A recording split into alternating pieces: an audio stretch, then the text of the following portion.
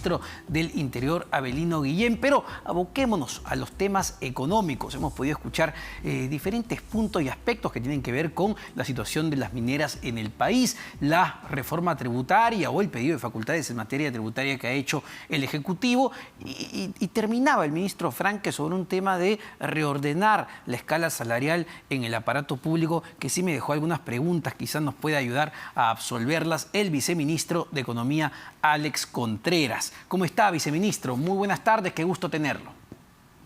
Hola Omar, ¿cómo estás? Buenas tardes, muchas gracias por la invitación.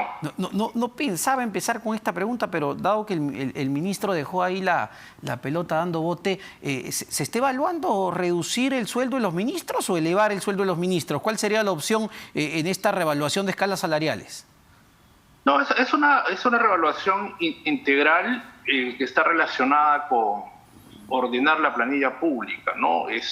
Hay un sistema que registra justamente todos los salarios de los trabajadores públicos y hemos encontrado que hay espacio para ordenar, para mejorar, hay pagos que son considerados dentro de las remuneraciones mensuales, pero que no forman parte del salario. Entonces es fundamental avanzar en una agenda que permita ordenar las escalas salariales y la manera como se pagan, ¿no? Sí, claro, pero desde un punto de vista netamente técnico, ¿no? ¿El sueldo de los ministros debe subir o debe bajar?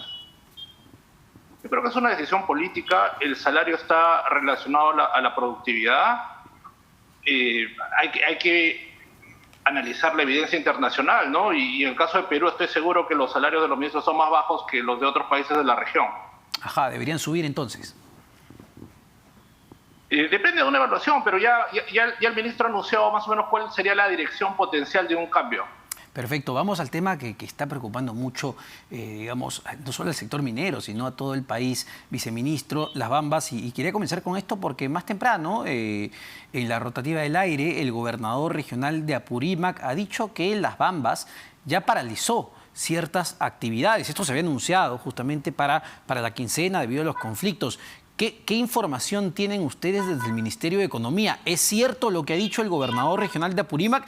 ¿La minera Las Bambas ya empezó a paralizar ciertas actividades? Nosotros monitoreamos diariamente la actividad minera. Hemos visto una moderación en el consumo de electricidad. Probablemente al cierre del día de hoy podremos confirmar o no lo que ha anunciado el gobernador. Ahora, pero esto tiene implicancias tremendas, ¿no? Lo que ha dicho también el gobernador regional de Apurímac es que lamentablemente, y lo estoy citando textualmente, el gobierno ha tenido un accionar pusilánime en tratar de resolver este conflicto minero. Me imagino que el MEF está muy preocupado sobre las implicancias económicas que esto tiene.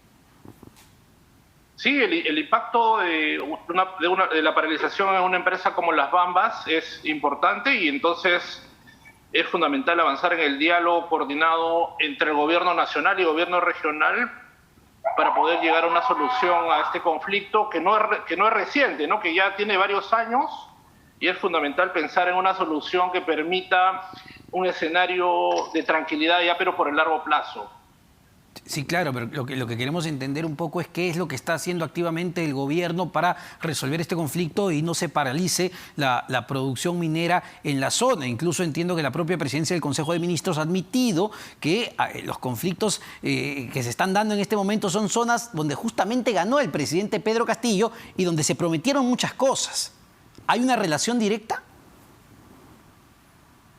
Como te mencionaba, muchos de estos conflictos son de larga data.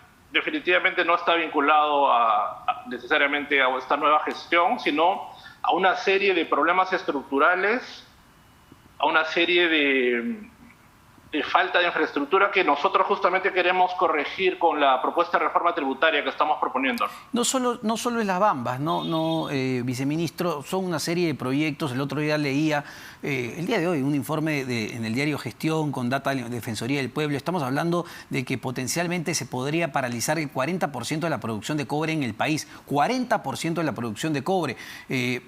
¿Esto es un riesgo latente que tenemos? ¿Qué impacto va a tener esto sobre el crecimiento, sobre la producción y también sobre, ya viendo el mediano plazo, sobre las inversiones? en un escenario de conflictos sociales siempre hay el riesgo potencial de una paralización, ¿no? Definitivamente esa cifra señalada es una estadística en un escenario de riesgo muy extremo, para lo cual se está trabajando precisamente entre la PCM, el Ministerio de Energía y Minas, la Defensoría del Pueblo, el MEF, con el objetivo de poder generar condiciones para que la actividad minera se pueda desarrollar en un entorno de tranquilidad, pero sobre todo de paz social. En el caso de Perú hay muchas empresas mineras que no tienen problemas. Los problemas que se presentan son en lugares conocidos y sí, como ha señalado, hay una agenda pendiente que se tiene que seguir trabajando. Pero desde el punto de vista técnico, nuevamente, me imagino que ahí el MEF tiene un rol activo en estas negociaciones, en este análisis. Desde el punto de vista técnico, lo que se le está exigiendo a la minera Las Bambas, ¿es viable, viceministro? Eso habría que analizarlo, no tenemos el detalle por el lado del Viceministerio de Economía. En el caso del MINEM está tomando los acuerdos con las empresas, con todos los vinculados, y la idea es que se pueda llegar a una potencial solución que sea viable tanto para la empresa como para la población, ¿no? Al final, con este tipo de paralizaciones perdemos todos. Sí, claro. Sí, claro, y en ese contexto, ¿no?, donde estamos viendo un alto nivel de conflictividad en este momento que pone en riesgo una serie de operaciones mineras, no solo Las Bambas, la pregunta ¿es el mejor momento para cambiar el esquema tributario del sector minero? Que, dicho sea de paso, y no lo digo yo, digamos, lo dicen varios analistas, entre ellos el exministro de Economía Alonso Segura, en el Perú la carga tributaria para el sector minero ya es alto, ya es elevado. Bueno, se ha dicho mucho que creo que algunas cosas no son, digamos, no tienen asidero. Hay muchas falacias que se han mencionado, ¿no? Definitivamente la pandemia nos ha generado una situación en donde necesitamos una reforma tributaria. Estamos en un contexto de boom de precios de los minerales que está generando ganancias extraordinarias. Tenemos análisis de SUNAT, del Ministerio de Economía y Finanzas, que muestran que sí hay espacio. La carga tributaria en general en el sector minero a nivel mundial es alta. El tema central es si la carga tributaria en el Perú se va a mantener en la situación actual. Actualmente la carga tributaria está en la mediana de la distribución, alrededor del punto medio a nivel mundial. Entonces, lo que vamos a lograr con esta reforma es que vamos a generar ingresos adicionales para el país, sin afectar la competitividad, y el Perú se va a mantener en esta mediana. Por eso es que nosotros somos categóricos de que es el momento de avanzar en incrementar la recaudación. Recaudamos 7 puntos menos que nuestros pares de América Latina, la mitad de los países del OCDE, y algunos exministros que han estado hablando incluso generaron una caída en la recaudación hasta de 4 puntos, ¿no? Entonces me parece incluso hasta un poco extraño, ¿no? Quienes estén en contra de la reforma se lo preguntaba porque hayan sido partícipes de una caída tan importante de la recaudación. Se lo preguntaba porque, claro, es entendible que pueda haber todavía cierto margen para elevar los impuestos al sector minero, pero yo le hacía hincapié en el contexto en el que nos encontramos en este momento, un contexto todavía de mucha incertidumbre, no solo a nivel local, sino a nivel internacional, y donde quisiéramos saber qué es lo que va a pasar y si este incremento de tasas podría tener efectos sobre la inversión en el sector. No sé cómo, y usted dígame, ¿cómo viene, por ejemplo, la inversión en exploración en la actividad minera? ¿Cómo viene la inversión en nuevos proyectos mineros? Porque me imagino que están también tomando en consideración esos indicadores. Por supuesto que sí, Omar. Nosotros estamos convencidos de que esta reforma tributaria no va a afectar la competitividad del sector, no va a afectar a la inversión privada, como se ha dicho. Nosotros recientemente hemos recibido la grata noticia de un proyecto minero importante que va a iniciar en el país, Yanacocha Sulfuros. Las condiciones de competitividad del Perú se mantienen. Y hay que recordar que... Sí, pero me parece, solo para hacer un comentario sobre Yanacocha Sulfuros, en el comunicado que dieron hace ya varias semanas, lo que estaban haciendo es patear un poquito lo que se había anunciado para fechas anteriores, ¿no? Es decir, están aplazando un poco más bien sus planes de inversión.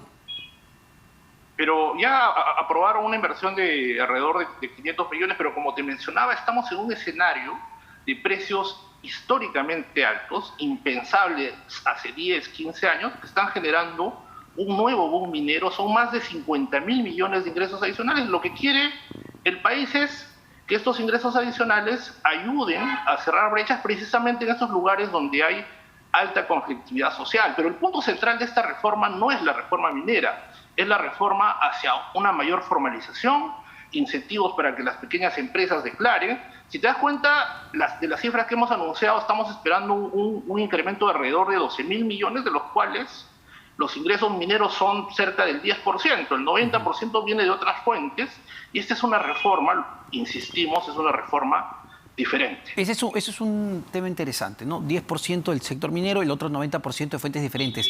¿De dónde va a venir ese 90%? Ya lo han dicho, pero me gustaría que lo reitere. ¿Quiénes van a pagar más o quienes que no pagaban van a empezar a pagar? Se lo pregunto porque otra de las preocupaciones que se ha venido discutiendo en los últimos días a partir del pedido de facultades es que se empiece a presionar más a la clase media, ¿no? Que la clase media empiece a pagar más impuestos, los que tienen ciertos ahorros, los que tienen alquileres. ¿Quiénes van a empezar a pagar más y cuánto más van a pagar? La clase media, o la gran mayoría de peruanos, no va a pagar. La clase media en el Perú se encuentra en una situación de alta vulnerabilidad y esa es la razón por la cual no estamos incrementando los impuestos de manera generalizada o incrementando el IGB como se solía hacer en años en donde se necesitaba una mayor recaudación, sino estamos haciendo que el sistema tributario de Perú converja a un sistema tributario más justo, más equitativo, y los incrementos de las tasas que estamos generando básicamente son en el extremo donde los ingresos son altos, ¿no? Hemos dicho que los cambios en los impuestos, el caso impuesto a la renta, van a afectar al 0,4% de la población. Uno ve la data de SUNAT y son más o menos 34.000 personas que ganan más de 25.000 soles mensuales, y lo que van a pagar en realidad es 5% sobre el exceso de esos 25.000 soles. Y esto está en línea con las recomendaciones internacionales de que esta crisis la debemos financiar con aquellos segmentos que no han sido afectados o han sido afectados minoritariamente por la pandemia. Ahora, otro punto que nuevamente tiene que ver con la clase media o quizás es una lectura equivocada. El proyecto que envió el Ejecutivo para reducir el costo de la energía a las familias más vulnerables. Lo explicaba hace un momento el ministro Pedro Franque, pero me gustaría más detalles, ¿no? Esto no va a salir de las arcas del Estado. Esto se va a dar a través de un mecanismo que ya existe, por lo que se entiende, pero es decir, y corríjame si me equivoco, viceministro, por favor, porque es un tema bastante técnico en el sector eléctrico, se le va a cargar más a ciertas familias que pagan el día de hoy un recibo más alto para que las familias que menos tienen paguen menos. ¿Es así? Los que pagan un recibo de 200 soles van a pagar quizá 220 para que paga 50 pague 30. ¿Ese es el concepto? Como ha mencionado Omar, el Fondo de Compensación Social Eléctrica existe ya hace algunos años. Básicamente lo que propone el proyecto de ley son tres cosas centrales. Una, se va a incrementar el umbral de consumo para calificar una familia como beneficiario de este fondo de 100 kilowatts al mes a 140. Se va a aumentar los factores de descuento para los beneficiarios hasta en 10 puntos porcentuales de cargo en la energía. O sea, se va a hacer este sistema más progresivo. Y el tercer punto es el que tú comentabas, ¿no? La idea de cómo se va a financiar este subsidio cruzado, porque no va a generar costos para el Estado, se va a generar a través de la introducción de nuevos aportantes a este fondo, que son básicamente usuarios libres, alrededor de más o menos 2.500 grandes consumidores relacionados a la industria, al comercio, que tienen costos de energía más bajos. Ese es un punto que me parece muy, pero muy importante, porque claro, estaba revisando ahí la prensa y lo que decían era las familias que más pagan van a terminar subsidiando. No estamos hablando de familias, estamos hablando de clientes libres, que en esencia, para la gente que no entiende, en esencia son empresas de algún tamaño, pero son empresas. Ellas son las que van a aportar un poco más para que las familias más vulnerables paguen menos. Ese es el concepto, la idea. Efectivamente. Es un traslado de aquellos grupos que tienen costos de energía más bajos a familias que son vulnerables.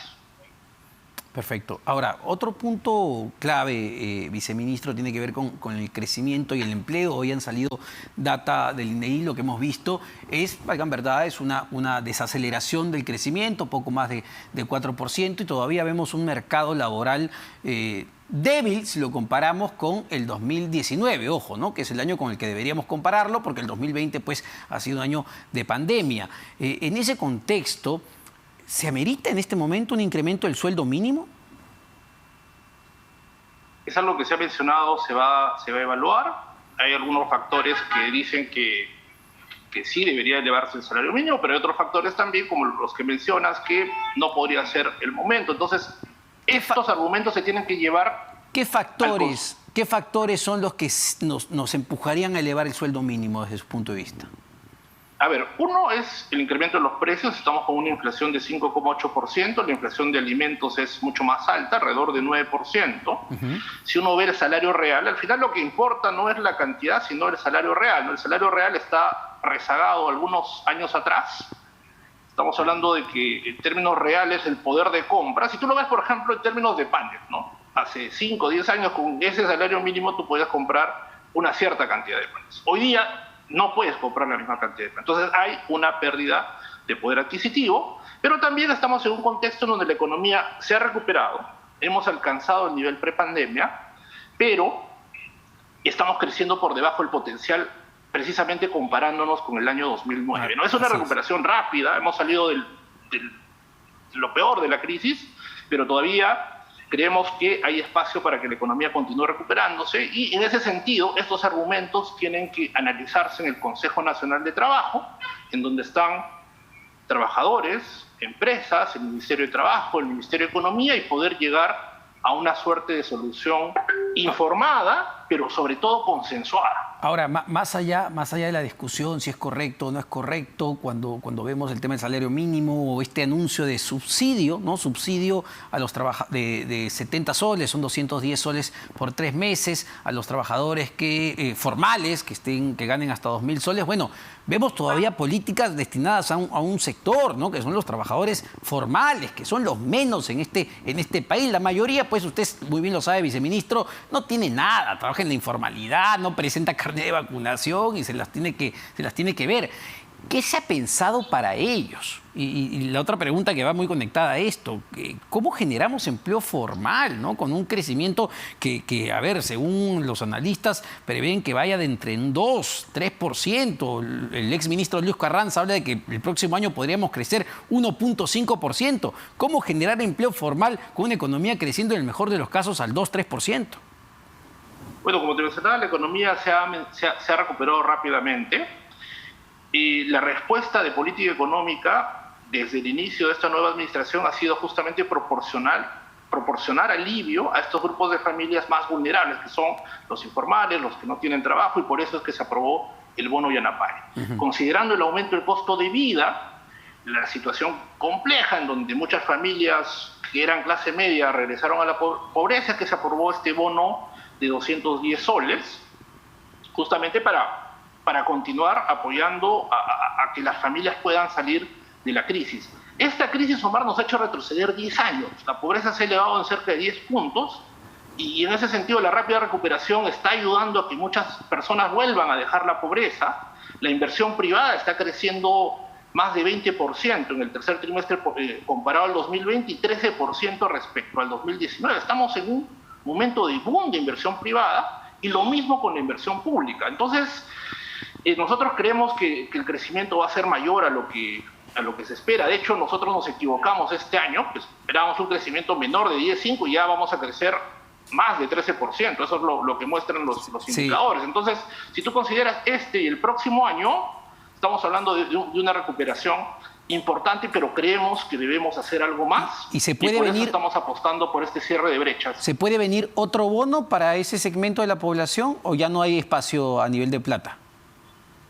Eso siempre se evalúa en función de las condiciones fiscales. Actualmente no está contemplado un bono de gran magnitud, sin embargo, si la recuperación continúa, hubieran los ingresos, si es que se viera, por ejemplo, algún deterioro en la actividad económica, siempre se puede evaluar, pero no está actualmente en el plan un bono de esa magnitud, porque se aplican este tipo de políticas en contextos especiales. Me he pasado el tiempo, pero permítame una última pregunta, viceministro, que un amigo me envía por acá. Y claro, me dice, la reforma tributaria, hay una necesidad de generar ingresos, evidentemente necesitamos plata para financiar una serie de cosas, pero se escucha poco de una reforma de la gestión pública, porque usted muy bien lo sabe, ¿no? Uno de los grandes problemas que tenemos a todo nivel de gobierno es cómo hacemos que ese dinero se traduzca en mejores condiciones de vida para la población. Y eso pasa por gestión y eso pasa por evitar la corrupción que está en cualquier parte del país. Sí, tenemos que seguir luchando contra estos males endémicos. Nosotros, es la primera vez que una reforma tributaria indica en qué cosa va a gastar. Por ejemplo, estamos diciendo que se va a gastar en salud, educación, conectividad, competitividad agraria, pero adicionalmente hay un compromiso de informar anualmente al Congreso de la República en qué se va a gastar. Entonces, ¿cómo vamos a concretar esos gastos? Tenemos modelos especiales de gasto que han funcionado, por ejemplo, en los Juegos Panamericanos, y que los vamos a emplear justamente para poder construir colegios, hospitales a tiempo, con costos adecuados y sin corrupción. Esa es la meta y por eso aspiramos a generar estos recursos adicionales que permitan cerrar brechas, porque esa es la única manera de salir de esta trampa del ingreso medio, darle salud, darle educación a la población, darle a los niños una mejor conectividad, que puedan tener clases virtuales, y para nosotros es una reforma impostergable y yo espero que el Congreso pueda tomar a consideración esta propuesta. Muchísimas gracias, viceministro, por su tiempo. Alex Contreras, viceministro de Economía, sobre diferentes puntos. Tenemos que hacer rápidamente una pausa. Venimos con más todavía en Economía para Todos.